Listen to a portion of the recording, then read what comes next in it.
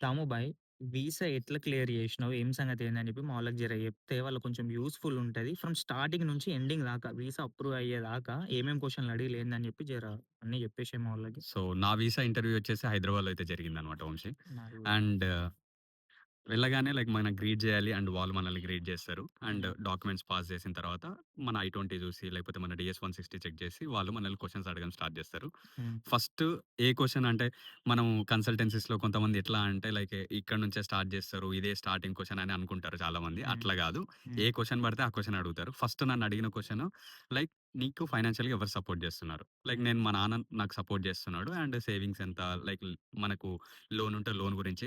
దాని తర్వాత వెంటనే లైక్ మా నాన్నకెంత యాన్యువల్ ఇన్‌కమ్ ఉంటది. అండ్ ఏం పంటలు పండిస్తారని జెప్పేసి నేను క్లియర్‌గా హ్మ్. జెప్తే, దాని మీద మళ్ళీ స్ట్రెస్ చేసి అసలేం పంటలు పండిస్తారు? అండ్ ఆ పంటల నుంచి ఎంత ఇన్‌కమ్ వస్తది? అండ్ ఏం మిషనరీస్ ఉన్నాయి? క్లియర్‌గా ఆ మిషనరీస్ నేమ్స్ గూడా చెప్పమని జెప్పేసి వాళ్ళు అడిగారనమాట. అమ్మ! అండ్ తర్వాత కంపెనీ హ్మ్. గురించి నాకు ఎక్స్‌పీరియన్స్ ఉండే. సో, ఆ ఎక్స్‌పీరియన్స్ రిలేటెడ్ క్వెషన్స్ అడగడం స్టార్ట్ జేస్తే, కంపెనీ గురించి చెప్తే నేను ఈ కంపెనీలో జాబ్ పని జేస్తున్నా రిలేటెడ్. అని జెప్తే, ఆ కంపెనీ అసలు ఏం జేస్తది? ఆ కంపెనీ మెయిన్ ఎయిమ్ ఏంది? అని జెప్పేసి అడిగితే హ్మ్. క్లియర్‌గా ఆ కంపెనీ గురించి చెప్పిన. తర్వాత అండ్ నీ జాబ్ రోల్ ఏంది? నువ్వేం జేస్తావు? అండ్ ఎన్ని ప్రాజెక్ట్స్ మీద వర్క్ జేసినావు అని జెప్తే, ఆ job related information as well as నేను దానికి సంబంధించిన లైక్ ప్రాజెక్ట్స్ ఏం జేసినా అది ఇది అని జెప్పేసి అన్నీ క్లియర్‌గా జెప్పిన.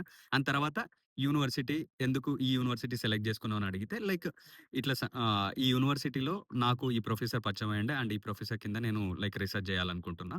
అండ్ నాకు ఎంతో కొంత హెల్ప్ అవుతది. ఈ టాపిక్‌లో రిసర్చ్ జేస్తా అని జెప్పేసి క్లియర్‌గా జెప్తే, ఇది ఆయన చాలా ఇంపార్టెంట్. నాకు హ్మ్. నాకు ఇంకా అప్పటికే లైక్ సో, ఫింగర్ ప్రింట్స్ పెట్టేసేయి అని జెప్పేసి దగ్గర దాపు నాకు 10 మినిట్స్ అయితే జరిగింది ఇదంతా కన్వర్జేషన్. సో, అమ్మ! మీకు షార్ట్ అండ్ క్రిస్ప్‌లో చెప్తున్నా.